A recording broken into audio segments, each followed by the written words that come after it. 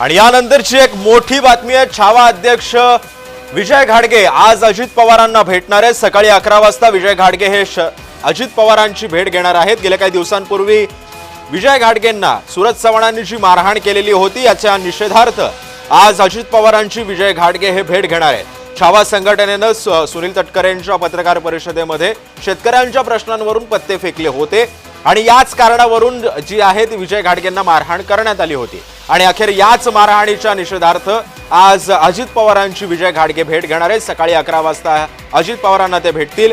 रुग्णालयातून डिस्चार्ज घेऊन ते तात्काळ आता अजित पवारांच्या भेटीसाठी रवाना झाले।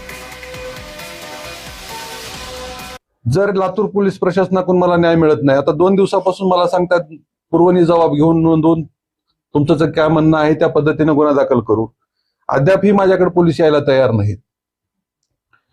शेवटी मला आता राज्याचे उपमुख्यमंत्री अजितदादा पवार